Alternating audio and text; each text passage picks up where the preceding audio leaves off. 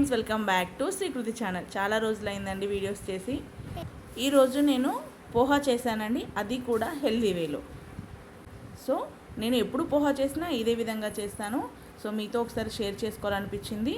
ఇందుకోసం నేను పోహా అటుకులు తీసుకొని, అదే అండి కొద్దిగా లావుగా ఉండే అటుకులు తీసేసుకొని, అందులో ఏమన్నా చెత్త ఏదన్నా పుల్లలు లాంటివి ఉంటే తీసేసుకొని శుభ్రంగా వాష్ చేసి పక్కన పెట్టేసుకున్నాను. ఈ వాష్ చేసేటప్పుడు కూడా మనకు చెత్త లాంటిది కనిపిస్తూ ఉంటుందండి. జాగ్రత్తగా వాష్ చేసి ఒక 5 మినిట్స్ పక్కన పెట్టేసుకోవాలి. ఇందుకోసం ఒక స్టవ్ పై ఒక ప్యాన్ తీసుకొని ఇందులో తగినంత ఆయిల్ తీసుకోవాలండి. ఒక 5 టేబుల్ స్పూన్ ఆయిల్ తీసుకున్నాను. ఆయిల్ హీట్ అయిన తర్వాత నేను పల్లీలు వేయించుకుంటున్నానండి. ఇలా ఒక గుప్పెడు పల్లీలు ఫ్రై చేసుకుంటున్నాను. ఒక 2 మినిట్స్లో ఫ్రై అయిపోతాయండి.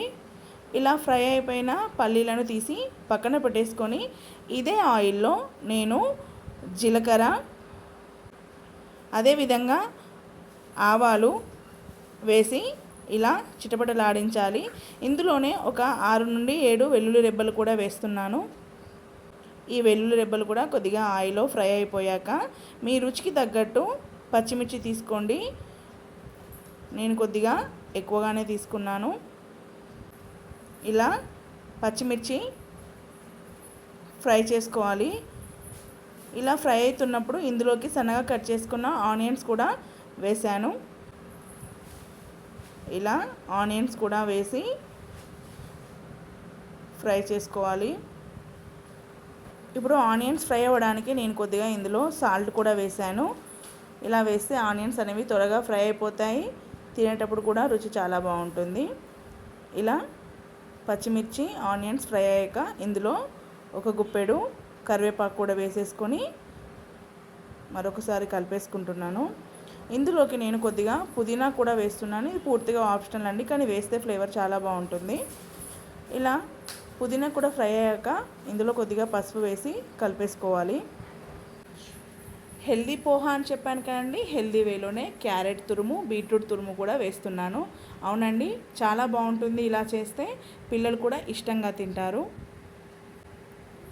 ఇలా కలిపేసుకోవాలి. చాలామంది పిల్లలు క్యారెట్ కానీ బీట్రూట్ కానీ తినడానికి ఇష్టపడరు. ఇలా మీరు టిఫిన్స్లో వేసి చూడండి, చాలా బాగుంటుంది. ఇప్పుడు క్యారెట్ బీట్రూట్ ఫ్రై అయ్యేలోపు మనం నానబెట్టుకున్న అటుకుల్ని స్ట్రెయిన్ చేసేసుకోవాలి. దాదాపు ఫ్రై అయిపోయిందండి. ఇలా ఫ్రై అయ్యాక ఇందులోకి అటుకులు అనేవి కొద్ది కొద్దిగా వేసేసుకోవాలి. ఈ క్యారెట్ అనేది కంటి చూపుతో బాధపడే వాళ్ళు ఎక్కువగా తీసుకోవాలండి. అంతేకాకుండా బ్లడ్ తక్కువగా ఉన్న వాళ్ళు ఇలా బీట్రూట్ తీసుకోవాలి. సరే, కర్రీస్ చేసి పెడదామా అంటే ఎవరు తినరు, తీయగా ఉంది అని అంటూ ఉంటారు. ఇలా టిఫిన్స్లో వేస్తే ఇష్టంగా తినేస్తారు. ఇలా వేసి ఒకసారి కలిపేసుకొని సాల్ట్ అనేది వేసేసుకోవాలండి. మీ రుచికి తగ్గట్టు సాల్ట్ వేసుకొని చక్కగా కలిపేసుకోవాలి. ఇలా కలిపేసుకున్న తర్వాత మనం ముందుగా ఫ్రై చేసుకున్న పల్లీలు కూడా ఇందులోనే వేసేసి కలిపేసుకోవాలి. పల్లీలు కూడా వేసేసుకొని కలిపేసుకున్న తర్వాత ఇందులోకి ఒక గుప్పెడు కొత్తిమీర కూడా వేసేసుకొని కలిపేసుకోవాలి. డైట్ చేసే వాళ్ళు కూడా ఈ పోహాను వాళ్ళ డైట్ చార్ట్లో ఇంక్లూడ్ చేసుకుంటారండి. ఎందుకంటే కొంత పోర్షన్ తిన్నా కూడా మన స్టమక్ అనేది ఫుల్ అయిన ఫీలింగ్ వస్తుంది.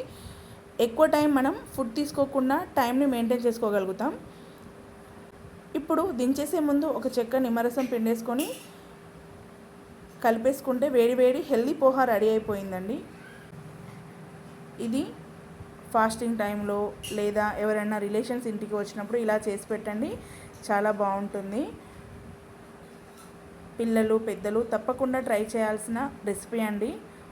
ఒకసారి ఇలా నా స్టైల్లో ట్రై చేసి చూడండి, తప్పకుండా మీకు నచ్చుతుంది. నా ఈ వీడియో కనుక మీకు నచ్చినట్టయితే ప్లీజ్ లైక్ చేయండి, షేర్ చేయండి. Thank you for watching. Please subscribe my channel.